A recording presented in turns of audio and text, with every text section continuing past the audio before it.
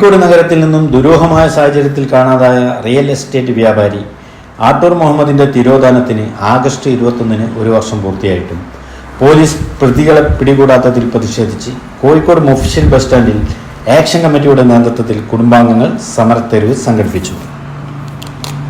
പുതിയ അന്വേഷണ സംഘത്തെ കേസ് ഏൽപ്പിച്ചെങ്കിലും തെളിവൊന്നും ഇതുവരെ ലഭിച്ചിട്ടില്ല. ഇതിനിടെ മാമിയെ തട്ടിക്കൊണ്ടുപോയവർ വമ്പൻ സ്രാവുകളായതുകൊണ്ട് കേസ് തുടക്കത്തിൽ തന്നെ അട്ടിമറിക്കപ്പെട്ടു എന്ന് കുടുംബവും ആക്ഷൻ കമ്മിറ്റിയും ആരോപിച്ചിരുന്നു. പുതിയ അന്വേഷണ സംഘത്തെ ഏൽപ്പിച്ചിട്ടും പ്രതികളെ കണ്ടെത്തുവാൻ പോലീസിന് കഴിഞ്ഞിട്ടില്ല. കോഴിക്കോട്ടെ ഒരു അധോലോക സംഘം ആസൂത്രിതമായി നടത്തിയ തട്ടിക്കൊണ്ടുപോകലായിരുന്നോ എന്ന സംശയവും ബലപ്പെടുകയാണ്. പ്രതിഷേധത്തിന്റെ സമരത്തെരുവിൽ പോലീസിന്റെ വീഴ്ചയ്ക്കെതിരെ ഒറ്റക്കെട്ടായ ശബ്ദമാണ് ഉയർന്നത്. രാഷ്ട്രീയ സാംസ്കാരിക രംഗത്തെ പ്രമുഖരും ജനപ്രതിനിധികളും സമരത്തിൽ പങ്കെടുത്തു.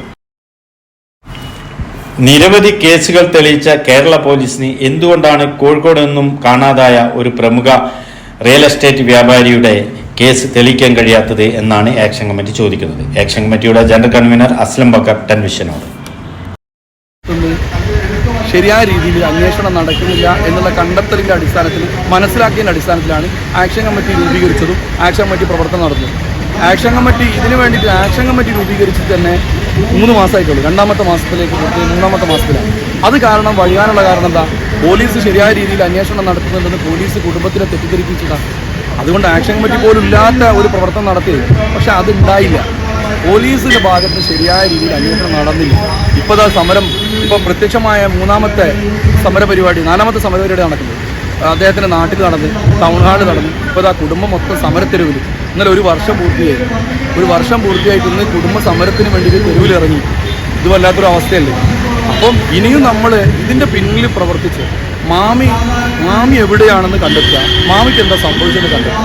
ഇതിന് പിന്നിൽ മാമിനെ തട്ടിക്കൊണ്ട് പോയതിന് പിന്നിൽ പ്രവർത്തിച്ചത് ആരാണ്, അവരെയും കണ്ടുപിടിക്കുക. പോലീസ് കാര്യത്തിൽ ഒരു എന്താ പറയുക, ഒരു യഥാർത്ഥ വഴിയിലൂടെയാണോ പോലീസ് സഞ്ചരിക്കുന്നത് സംശയം ഇപ്പോഴുണ്ട്. നിർബന്ധമായിട്ടും ഇതിനെതിരെയുള്ള നമ്മളെ സംബന്ധിച്ചിട്ട് സമരം ഈ ആക്ഷൻ കമ്മിറ്റി കുടുംബത്തിനോട് കൂടെ ചേർന്നുകൊണ്ട് കുടുംബത്തിൻ്റെ കൂടെ നിന്നുകൊണ്ട് നമ്മൾ സമരം തീർച്ചയായിട്ടും സമരരംഗത്തുണ്ടാവും. പോലീസിനെ നിങ്ങൾ ഇത്ര അധികം അന്വേഷണ ഏജൻസികൾ 3ാമത്തേതാണ്, അതിനുശേഷം ഇങ്ങനെ സംശയിക്കാനുള്ള കാരണം എന്താണ്? പോലീസിനെ നമ്മളെ സംബന്ധിച്ച് പോലീസ് ആദ്യഘട്ടത്തിൽ അന്വേഷിച്ച ആ പോലീസ് തന്നെയാണ് ഇപ്പോഴും അന്വേഷിക്കുന്നത് നമുക്ക് പറയാം. കാരണം എന്താണ്? ആദ്യഘട്ടത്തിൽ ഈ കേസ് എങ്ങോട്ടാണ് കൊണ്ടുപോയത്? മാമി പോക്സോ കേസ് പേടിച്ചിട്ട് മാറി നിൽക്കുകയാണ്. മാമിക്ക് ആ ബന്ധമുണ്ട്, മാമിക്ക് ഇവിടെ ബന്ധമുണ്ട്, അതൊക്കെ അല്ലായിരുന്നു പറഞ്ഞത്. എന്നിട്ട് ആ കേസ് അന്വേഷിച്ച് അന്ന് വഴിതിരിച്ചുവിടാൻ ശ്രമിച്ച പോലീസ്, ശരിയായ രീതിയിൽ അന്വേഷണം നടത്താത്ത പോലീസ്, ആ പോലീസ് തന്നെ ഇപ്പോഴുള്ളത്. സത്യത്തിൽ നമ്മൾ അതിനിടക്കാലത്ത് ആ ലോക്സഭാ ഇലക്ഷനുമായിട്ട് ബന്ധപ്പെട്ട് വന്ന ഇതെന്ന് പറഞ്ഞിട്ടുണ്ടെങ്കിൽ നമ്മുടെ സിറ്റി പോലീസ് കമ്മീഷണർ ടീം വന്നത് കാര്യമായ പുരോഗതി കൈവരിക്കുന്ന മാമി കുടുംബത്തിലും നമുക്ക് എല്ലാവർക്കും പ്രതീക്ഷ ഉണ്ടായിരുന്നു. അപ്പോഴാണ് വീണ്ടും നമ്മൾ SIT രൂപീകരിച്ചെന്ന് പറഞ്ഞു. അതായത് ADGPയുടെ ഉത്തരവ് വന്ന് SIT സ്പെഷ്യൽ ഇൻവെസ്റ്റിഗേഷൻ ടീം രൂപീകരിച്ചു.